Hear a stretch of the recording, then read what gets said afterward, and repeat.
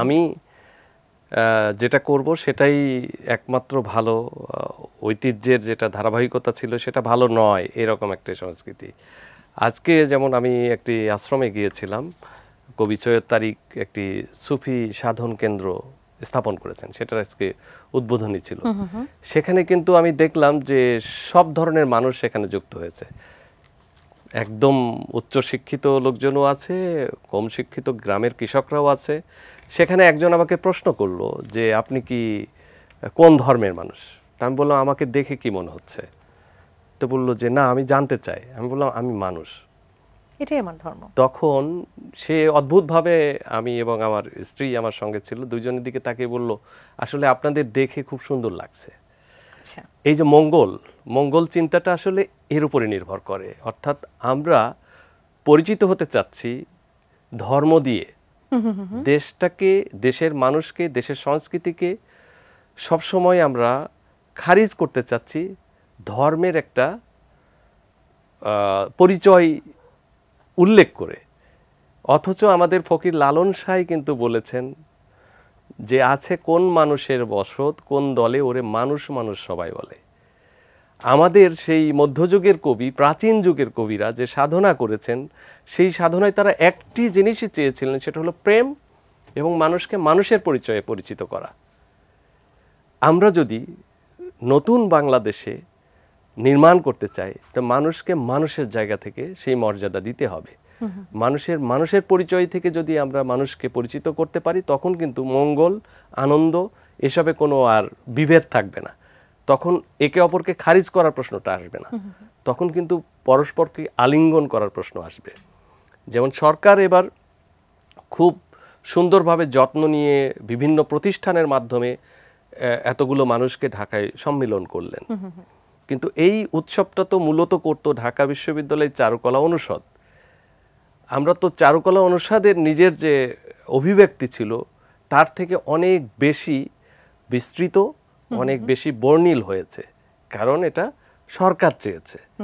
তো সরকারের আকাঙ্ক্ষাটা সেই রকম যদি মানুষের মঙ্গলের জন্য হয়ে থাকে, তাহলে আমার মনে হয় নাম নিয়ে বিতর্ক করার আর প্রসঙ্গটা আসবে না। একটা অংশের ছাত্রছাত্রীরা আমরা দেখেছি এটার প্রতিবাদ জানাতে, যে আমাদের কথা বলা হচ্ছে যে আমরা এটা পরিবর্তনের সাথে আছি, কিন্তু আসলে আমরা এই পরিবর্তনটা চাইনি। এই বিষয়গুলো আসলে, এই আক্ষেপের জায়গাগুলোকেই বা কিভাবে দেখেন? কালার এক্সপার্ট, জর্জ স্যাপ এবং মাইল্ড অন হ্যান্ডস টেকনোলজি সমৃদ্ধ অরিক্স ক্রিস্টাল ওয়াশ আপনার লন্ড্রি এক্সপার্ট। আসলে আমরা বলি যে ইউনেস্কোর কিন্তু ইনটেনজিবল কালচারাল হেরিটেজের একটা স্বীকৃতিপ্রাপ্ত একটি অংশ এই মঙ্গল শোভাযাত্রা। মঙ্গল শোভাযাত্রা আপনি পরিবর্তন করছেন আনন্দ শোভাযাত্রা, এটা কিন্তু হিস্ট্রি থেকে, মানে ইতিহাস থেকে, আন্তর্জাতিক পরিমণ্ডল থেকে সেটাকে কিন্তু আপনি বাদ দিতে পারছেন না। অর্থাৎ আমি আমার নিজের ইচ্ছের কারণে বা কিছু মানুষকে খুশি করার জন্য এটাকে পরিবর্তন করছি, কিন্তু আমরা যারা গবেষণা করি তারা কিন্তু আমরা আমার ইচ্ছে দিয়ে আমি কোনো কিছু পরিবর্তন করতে পারি না, কারণ একটা ইতিহাসের অংশ। এখন তাহলে ইউনেস্কোকে আপনাকে চিঠি লিখতে হবে যে আমাদের এটার নাম পরিবর্তন হয়ে গেছে, কিন্তু ইউনেস্কোর পক্ষে ওটা সম্ভব না তাদের ওয়েবসাইট থেকে ওইটার নাম পরিবর্তন করে আনন্দ শোভাযাত্রা যুক্ত করা।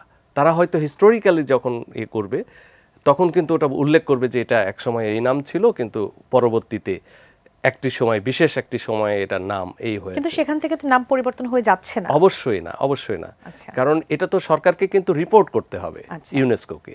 ইউনেস্কোর অন্তর্ভুক্তমূলক একটি রাষ্ট্র কিন্তু বাংলাদেশ। স্টেট পার্টিকে সবসময় প্রতি বছরই ইয়ারলি রিপোর্ট দিতে হয়, যেগুলো ইনটেনজিবল কালচারাল হেরিটেজের স্বীকৃতি পায় সেগুলো সুরক্ষায় সরকার কি করছেন এবং জনগণের অন্তর্ভুক্তিমূলক অংশ কতটুকু আছে সেগুলো সম্পর্কে কিন্তু প্রতিবেদন দিতে হয়।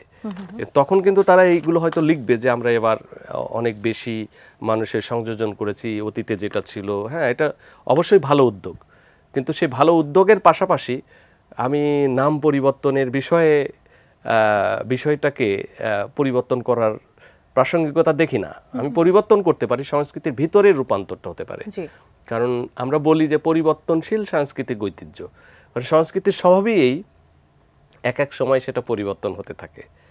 একটি গান যখন একজন শিল্পী করেন, সেই গানটি আবার পরক্ষণেই যখন ওই শিল্পীর কাছে শুনতে চাবেন, তখন দেখবেন যে ওই গানের ভিতর একটু পরিবর্তন চলে আসে। এই জন্য হলো ইনট্যাঞ্জিবল হেরিটেজকে আমরা দেখি পরিবর্তনশীলতা। যেমন মঙ্গল শোভাযাত্রার বিষয়টাও কিন্তু তাই, অতীতে একটি নাম ছিল, পরবর্তীতে নাম হয়েছে, কিন্তু একটা নাম কিন্তু পরবর্তীতে সর্বজন গ্রহণযোগ্যতা পেয়েছে এবং সেটা নিয়ে মানুষের ভিতরে এক ধরনের